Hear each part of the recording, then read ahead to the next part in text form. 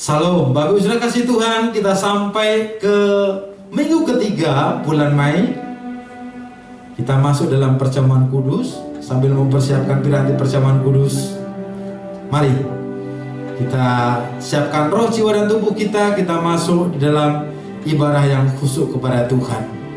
Saya undang kita semua bangkit berdiri. Pertolongan kita adalah dalam nama Tuhan yang menciptakan langit dan bumi, yang memelihara kesetiaan sampai selama-lamanya, dan yang tidak pernah meninggalkan pekerjaan tangannya. Kasih karunia dan damai sejahtera dari Bapa dan Tuhan Yesus dalam persekutuan dengan Roh Kudus menyertai saudara sekalian. Amin. Silakan duduk kembali. Terima kasih Tuhan Yesus.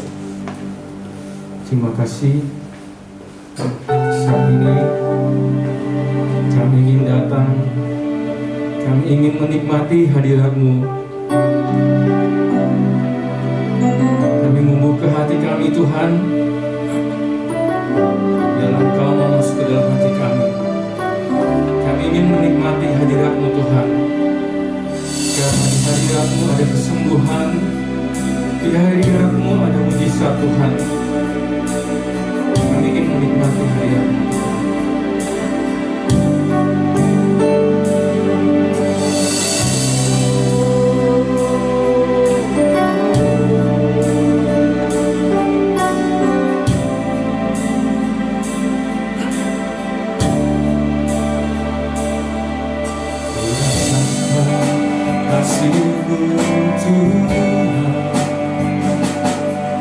Ku rasakan kuasa-Mu Tuhan,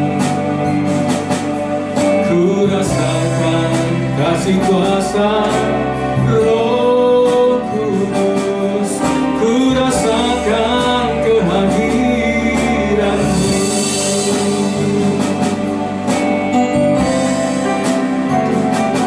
Ku rasakan kasih-Mu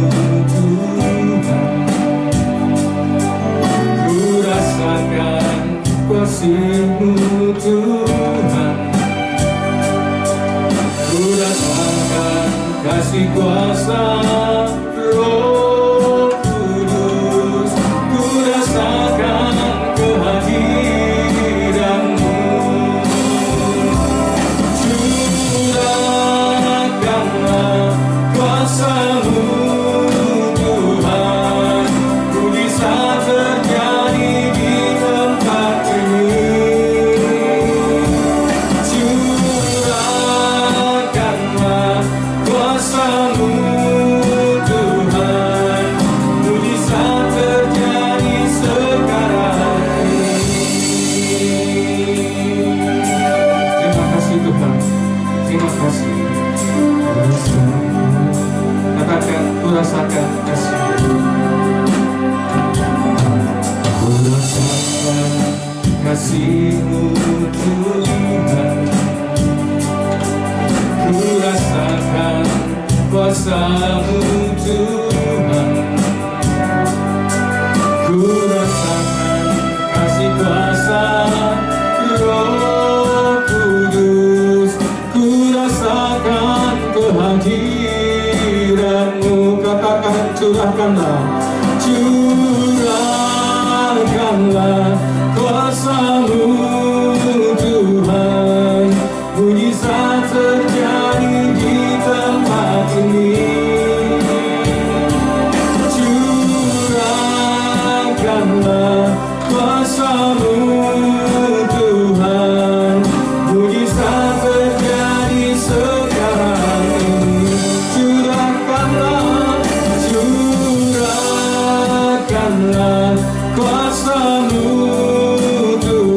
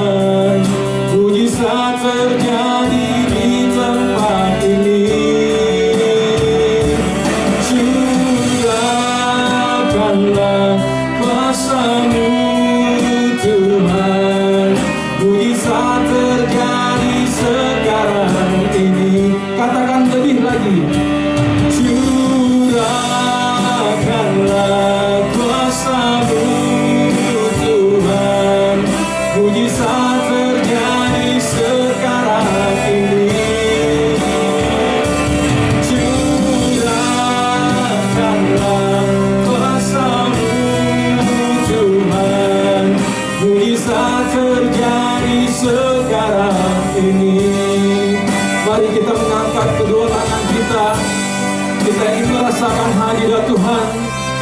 Kita ingin merasakan mujizat Tuhan. Kita ingin menikmati hadirat-Nya. Mari angkat kedua tanganmu. Oh Tuhan, terima kasih Tuhan. Katakan curahkanlah, curahkanlah kuasa-Mu Tuhan.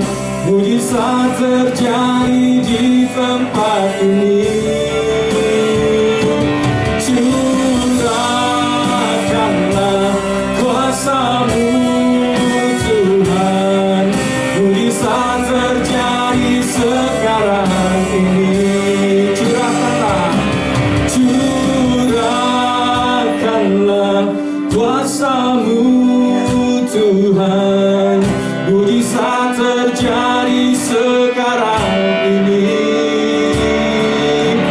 Curahkanlah kuasa-Mu Tuhan.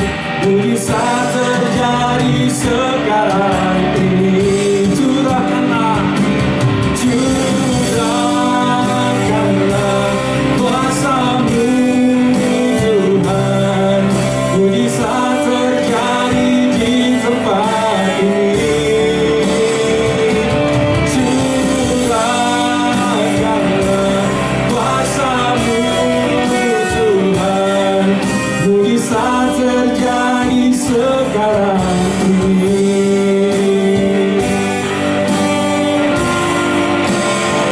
Hadirat-Mu, hadirat-Mu ku rasakan saat ini, saat ini. Urapan-Mu ku rasakan saat aku menyembah Kau Tuhan. Hadirat-Mu, hadirat-Mu ku rasakan saat ini, saat ini. Urapan-Mu ku rasakan saat aku menyembah Kau Tuhan. Sekali lagi katakan lebih dalam lagi. Hadirat-Mu ku rasakan saat ini, saat ini. Urapan-Mu ku rasakan saat aku menyembah Kau Tuhan. Saat aku menyembah Kau Tuhan. Saat aku menyembah Kau Tuhan.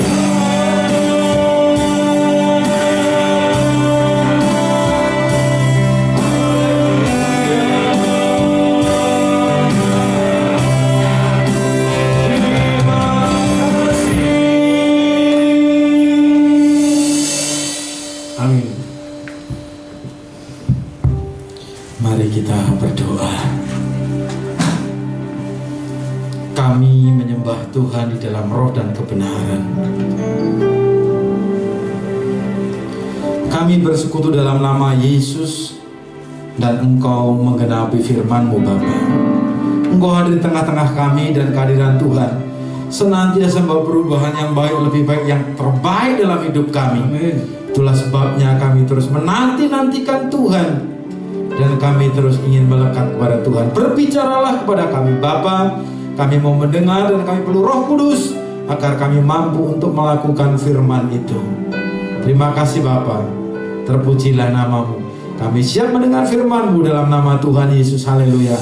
Amin. Salam Bapak Ibu Saudara kasih Tuhan. Sampai kita di minggu ketiga bulan Mei tanggal 16. Dan sebentar setelah ibadah kita, di akhir ibadah kita akan sama-sama perjamuan kudus. Mengingatkan sekali lagi, tema besar kita 2021 adalah perjalanan menuju kemuliaan. Subtema bulan Mei adalah taat pada pimpinan Tuhan.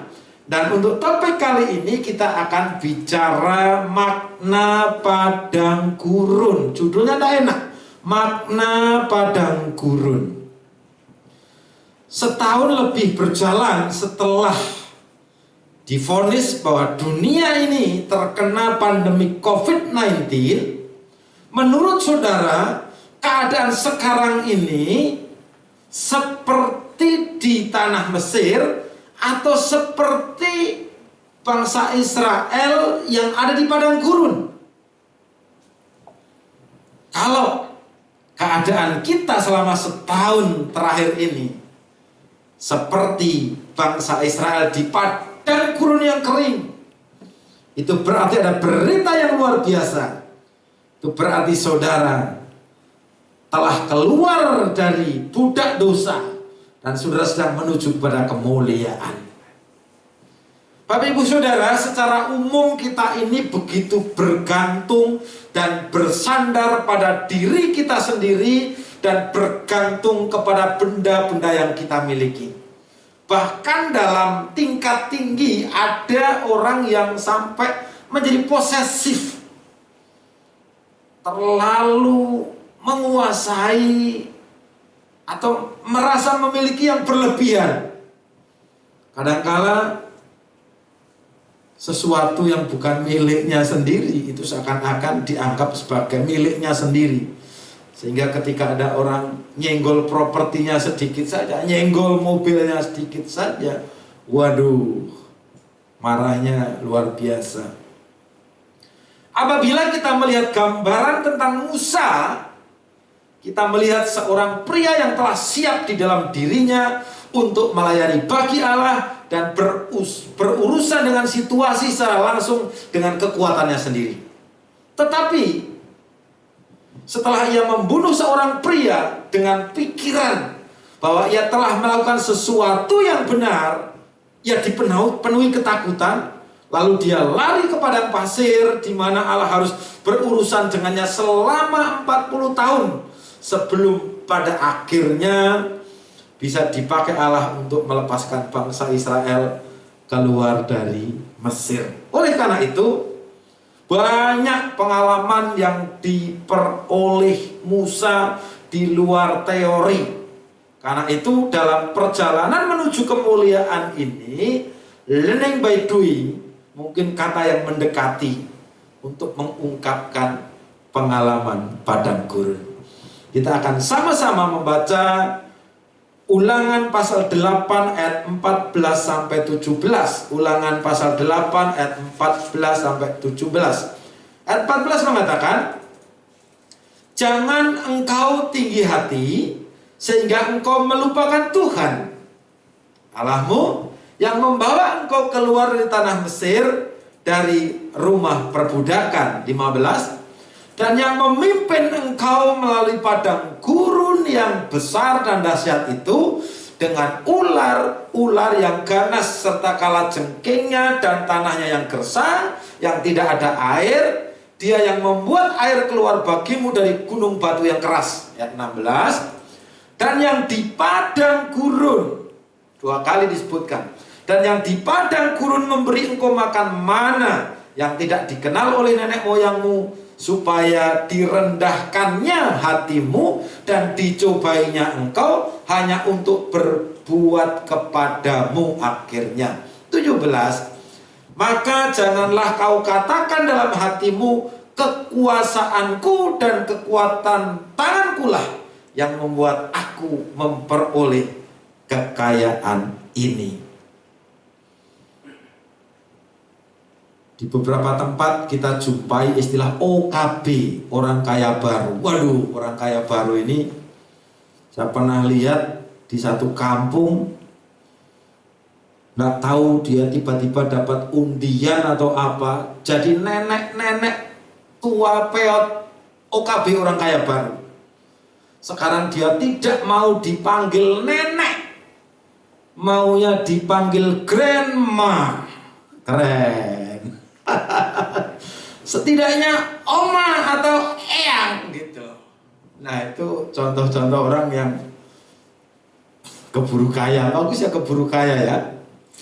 Nah di sisi lain Bapak Ibu Saudara, di mana-mana orang kalau mau mengadakan perjalanan ke satu tempat tujuan, biasanya cari rute yang paling dekat. Tetapi perjalanan Israel dari Mesir menuju tanah Kanaan, Tuhan punya cara lain. Sebenarnya ada rute terdekat dari Mesir sampai Kanaan waktu itu, hanya 10 hari. Kemudian ada yang lebih dekat lagi, tapi Tuhan memilih padang gurun rute 40 tahun. Ada apa dengan ini?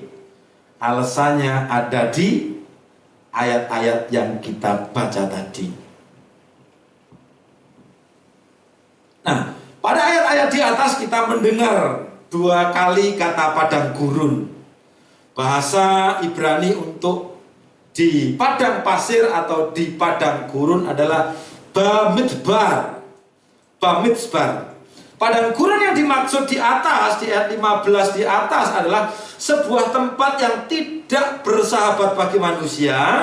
Satu hamparan luas dengan ular-ular yang ganas, ular derik dan sebagainya, serta kalajengkingnya dan tanahnya yang gersang, yang tidak ada air.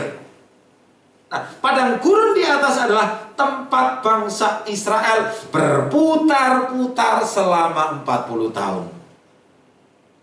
Dari sisi lain, jika kita melihat kata bamidbar, kita akan melihat kata-kata lain, yaitu debar.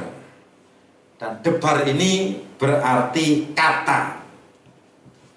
Pada saat orang-orang Ibrani berada di padang gurun, mereka menerima kata, words, firman dari Tuhan. Mereka menerima 10 kata atau perintah Allah dan menerima instruksi-instruksi untuk membangun tabernakel. Setelah Allah membebaskan umatnya keluar dari tanah Mesir, Allah dapat membawa mereka berjalan lurus menuju tanah perjanjian, tetapi Ia membuat suatu perhimpunan besar ini menjadi turn right, belok kanan menuju padang pasir, bukan menempuh perjalanan 10 hari. Sebuah alasan mengapa hal ini terjadi, Tuhan tahu jika mereka berjalan lurus, mereka akan menjadi ketakutan ketika mereka harus menghadapi bangsa Filistin, bangsa yang suka berperang. Dan mereka akan segera ingin kembali ke Mesir. Kenapa?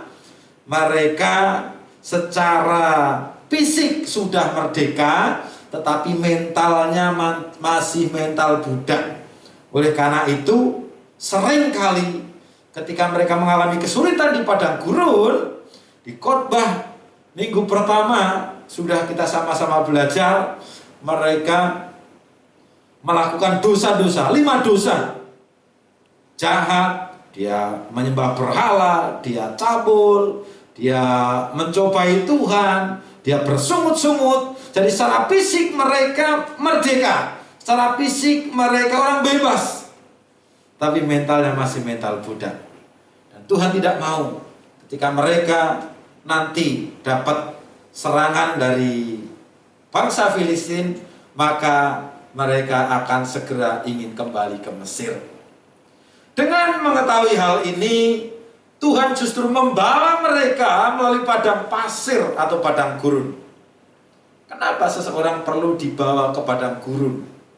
Untuk direndahkan dan diuji, sehingga Tuhan akan menyatakan kebaikannya. Jadi bukan Tuhan sentimen Bapak Ibu, tetapi ketika bangsa Israel masuk ke padang gurun, ketika kita sedang masuk dalam padang gurun kehidupan kita, itu Tuhan sedang membuat kita menjadi rendah hati, kita sedang masuk ke dalam ujian. Sebelum Musa memimpin umat Israel 40 tahun di padang gurun, Musa sudah lebih dulu masuk dalam menjalani serta lulus dari sekolah kehidupan di padang gurun Midian selama 40 tahun. Lulus dia.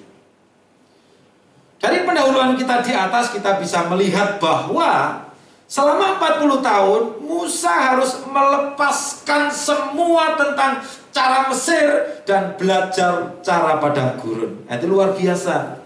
Jadi sebelum Musa mendampingi sebagai pemimpin bagi bangsa Israel di 40 tahun usianya yang ketiga, 40 tahun keduanya, Musa sudah sekolah dengan waktu yang sama. Musa harus belajar merendahkan hati seorang mantan perwira, seorang sastrawan. Kalau berikutnya kita melihat bahwa Kejadian Keluaran Muhammad, Bilangan, Ulangan, dan sebagian Mazmur ditulis oleh Musa. Dia orang politikus di Mesir.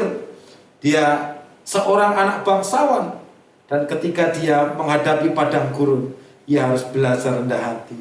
Ia harus belajar menemukan tempat berteduh. Karena tidak ada jaminan di padang gurun untuk melindungi Musa saat dia menjadi penggembala kambing domba. Ia juga harus belajar cara menemukan air. Teori itu tidak ditemukan di Mesir waktu dia menjadi seorang pangeran. Tapi dia harus belajar otodidak saat dia masuk ke padang gurun. Musa juga harus belajar bagaimana hidup dalam lingkungan yang penuh debu dan kering, serta bagaimana mengatasi kesendirian. Sedangkan pada saat di Mesir, segala sesuatunya serba bersih, segala sesuatunya serba disediakan. Tetapi justru pada saat ia sedang sendiri, Musa dapat mendengar suara Allah. Sekali lagi, pelajaran yang kita dapat, justru pada saat ia sendiri, ia dapat mendengar suara Allah. Dari sini kita memperoleh sesuatu. Kita perlu menenangkan diri dan diam diri untuk pengalaman seperti Musa. Yang berikutnya, Musa adalah seorang gembala ternak di padang gurun Midian. Melalui hal ini, ia mendapatkan hati dan belas kasihan seorang gembala bagi bangsanya. Jadi pada saat dia menggembalakan domba-dombanya, itu sebuah kiasan bahwa sebenarnya cara-cara yang dia pakai untuk menggembalakan domba itu adalah cara yang akan dia pakai untuk menggembalakan Israel. Itulah sebabnya di kemudian hari Tuhan Yesus mengatakan, akulah gembala yang baik. Bapak Ibu kasih Tuhan, yang membutuhkan keahlian ini suatu hari kelak untuk memimpin saudara-saudaranya, dia harus jadi gembala domba dulu. Dan hari-hari ini kita juga perlu belajar bahwa di dalam diri kita ini nothing. Kita itu nothing, gak ada apa-apanya. Dan kita tidak dapat berbuat apa-apa tanpa Tuhan. Di padang gurun kita ditelanjangi dari segala sesuatu. Dan kemudian kita belajar untuk menemukan kecukupan kita di dalam Dia yang adalah Adonai Roi Lo Ekshar. Tuhan adalah gembalaku, takkan kekurangan aku. Ia membaringkan aku di padang yang berumput hijau. Ia adalah El Shaddai, Allah yang mencukupi lebih dari yang kita perlukan. Itulah Allahnya orang Israel yang kita jumpai, yang kita sekarang peroleh di dalam pribadi Tuhan Yesus Kristus. Jangan takut jika kita sering melalui masa kekeringan. hanya untuk belajar sekali lagi bahwa kita memerlukan penyelamat, kita memerlukan penghibur, dan kita memerlukan Bapa kita, serta menyadari bahwa kita tidak dapat berbuat apa-apa seorang diri tanpa Dia. Musa tidak hanya menghabiskan 40 tahun di padang gurun untuk belajar bersandar kepada Allah dan rendah hati. Selanjutnya, ia harus melanjutkan 40 tahun lagi untuk memimpin bangsa Israel di padang gurun jilid kedua. Tetapi Allah telah mempersiapkan dia untuk pelayanan dalam 40 tahun pertama. Jadi kalau hari ini saudara baru masuk 40 tahun pertamanya Musa, belajarlah kepada Musa.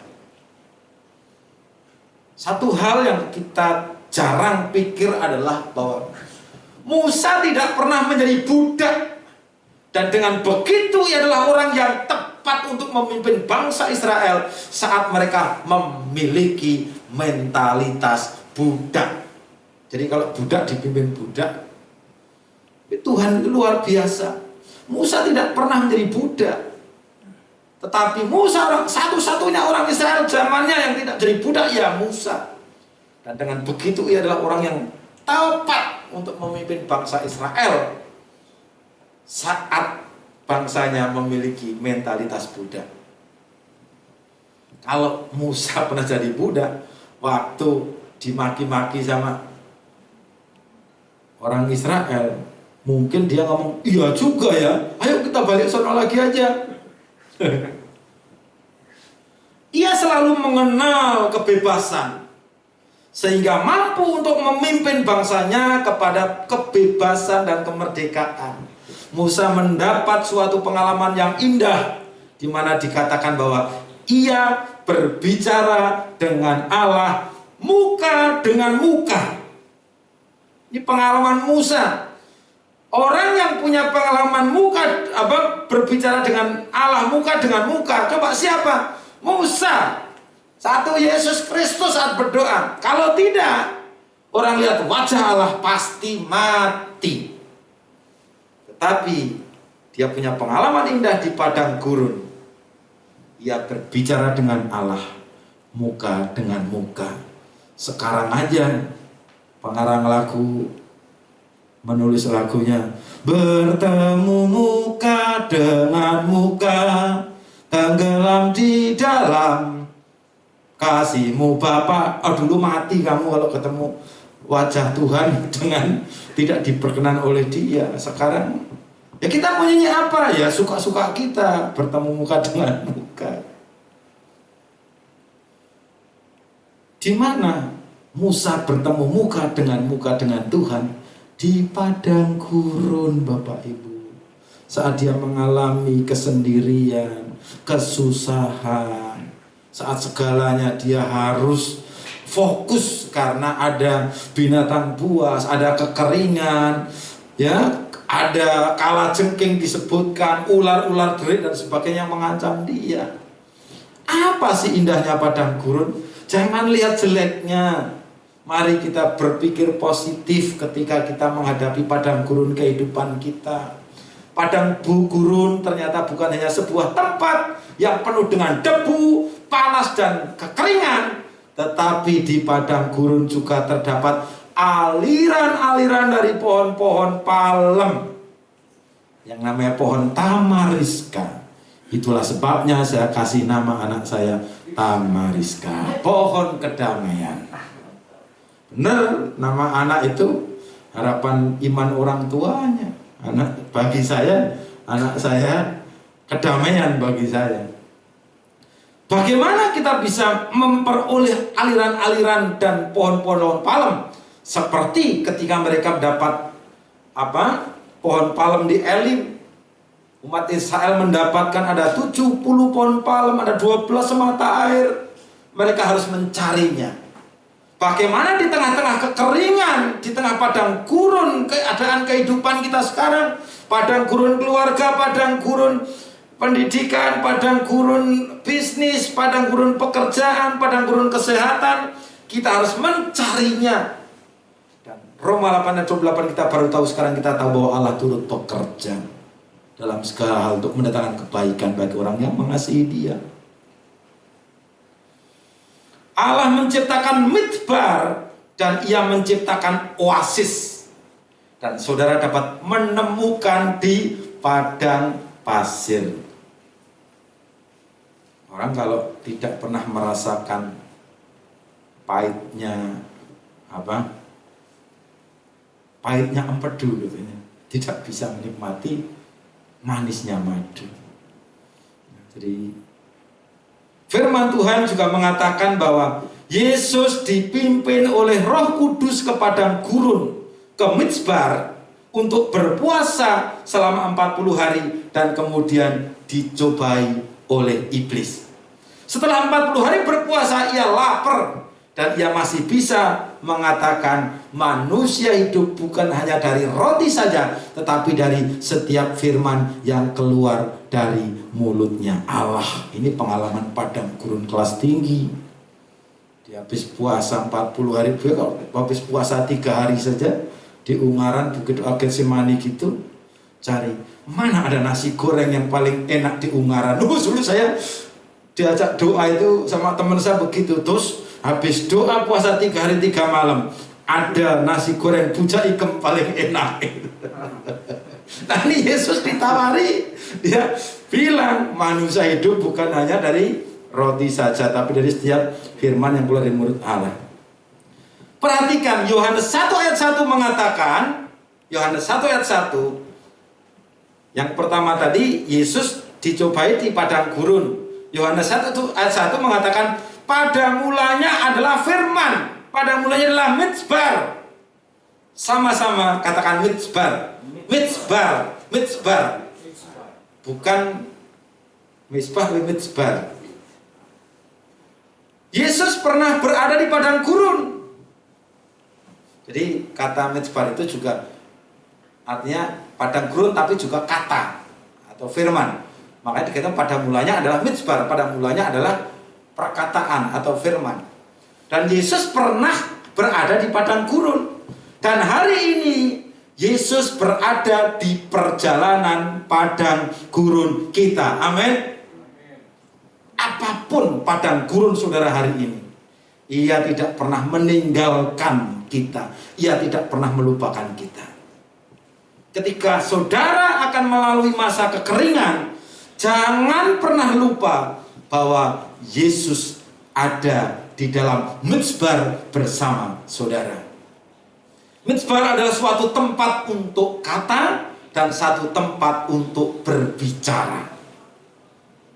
Musa seharusnya berbicara kepada batu pada saat dia disuruh oleh Tuhan untuk mengatakan, keluar air. Tapi karena dongkol, dia main kasar, dia pukul batu itu. Kalau mau lihat cuilan batunya yang dipukul Musa, saya punya, bisa lihat di GNR nanti. Nah, kita harus berbicara dengan lemah lembut dan tidak bersifat kasar atau temperamental. Musa diuji gara-gara suruh berbicara, dia pukul batu. Ini yang membuat Musa jadi tidak masuk ke tanah Kanaan. Kelihatannya sepele, tetapi bagi Tuhan serius ini. Kamu tidak menghormati namaku di depan umat Israel. Jadi Bapak Saudara kasih Tuhan, dapatkan oasis pada Yesus Kristus. Panggilan Allah pada orang percaya tidak pernah sekedar untuk mencapai suatu pelayanan atau harta pusaka, tetapi menuju ke seorang pribadi bernama Tuhan Yesus Kristus. Dari Mesir mereka menyeberangi Laut Merah. Ini gambaran dari baptisan air. Dan kemudian mereka sampai ke Gunung Sinai di bulan ketiga saat perayaan Pentakosta. Dan Sinai melambangkan baptisan Roh Kudus. Namun panggilan yang tertinggi bukanlah untuk berkemah di sekitar Gunung Sinai, gambaran dari pengalaman Pentakosta saja. Panggilan itu adalah panggilan menuju ke sebuah gunung yang lebih besar, yaitu Gunung Sion. Karena Tuhan hadir di sana. Dan Tuhan mau agar kita bersekutu dengan Dia sepanjang masa, kapanpun dan dimanapun. Karena itu mari Bapak Ibu Saudara kasih Tuhan, kita akan bersekutu dengan tubuh dan darah Kristus melalui perjamuan kudus. Mari Bapak Ibu Saudara kasih Tuhan, kita mempersiapkan piranti perjamuan kudus kita.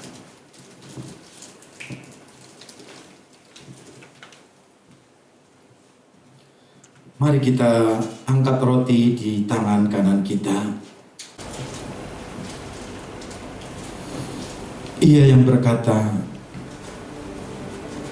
"Akulah roti hidup yang telah turun dari sorga. Barang siapa makan roti ini, ia akan hidup untuk selama-lamanya. Dan roti yang aku pecah-pecahkan bagimu adalah tubuhku sendiri. Mari terimalah untuk peringatan akan daku. Dalam nama Tuhan Yesus Kristus." Terima kasih Tuhan.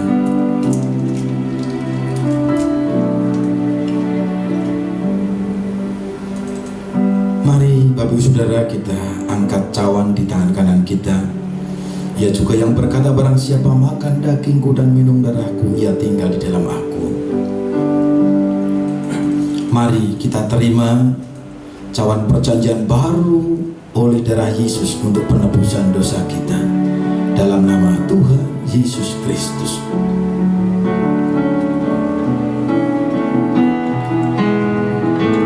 Terima kasih Bapa di surga buat kasih-Mu. Terima kasih Tuhan Yesus buat pengorbanan-Mu.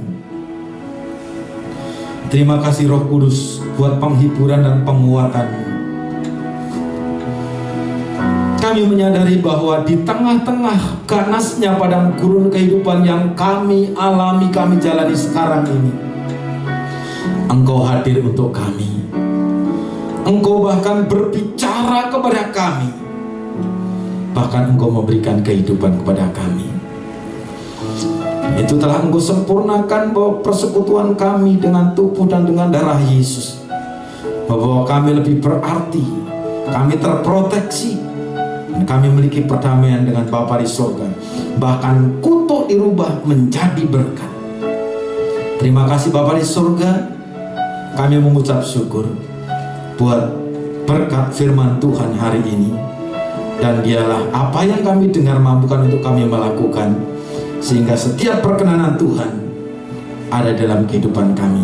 Dalam nama Tuhan Yesus Kristus. Amin. Amin. Terima kasih Pak Titus untuk khotbahnya minggu ketiga. Biar Pak Titus dipakai terus untuk kemuliaan nama Tuhan. Baik, mari sama-sama kita mendengarkan pengumuman untuk minggu pagi hari ini. Untuk pengumuman yang pertama, persembahan dan perpuluhan dapat ditransfer ke rekening BCA 4133 989989. Dan yang pengumuman yang terakhir yaitu ibadah Zoom setiap Sabtu pukul 6. Kami mengundang Bapak Ibu untuk mengambil bagian pada ibadah pukul 6. Jadi sebelum kita memulai kegiatan harian kita, mari kita datang dulu kepada Tuhan. Kita minta berkat kepada Tuhan, sehingga sepanjang hari kita selalu dilindungi oleh Tuhan. Baik, mari kita tutup ibadah kita pada pagi hari ini. Kita minta berkat dari Pak Titus. Jangan lupa temukan oasis di dalam Tuhan Yesus Kristus. Mari kita sama-sama berdiri, kita akan akhiri ibadah kita. Bapa di surga, kami mengucap syukur atas penyertaan Tuhan, atas kehadiran Tuhan, dan atas karya Tuhan pada sepanjang ibadah ini. Dan sebentar kami akan melanjutkan aktivitas kami. Berkat Tuhan mengalir atas keluarga jemaat Tuhan, atas pekerjaan, bisnis, dan studi anak-anak kami juga, atas kesehatan kami, atas persekutuan kami, dan atas kerohanian kami. Dan layakkan kami menerima berkat-Mu Bapak, itulah sebabnya kami buka hati kami angkat tangan kami. Mari jemaat Tuhan, kita terima berkat-Nya dengan ucapan syukur. Tuhan memberkatimu dan Tuhan melindungimu. Tuhan menyinarimu dengan wajahnya dan Tuhan memberikanmu kasih karunia. Tuhan menghadapkan wajahnya kepadamu dan Tuhan memberikanmu damai sejahtera. Terimalah berkatnya dengan penuh ucapan syukur dalam nama Bapa, Putra dan Roh Kudus, dalam nama Tuhan Yesus Kristus. Amin. Tuhan seluruh hidupku, pakailah Tuhan bagi kemuliaan-Mu, genapi seluruh rencana-Mu, sampai bumi penuh kemuliaan-Mu, sampai bumi penuh kemuliaan-Mu.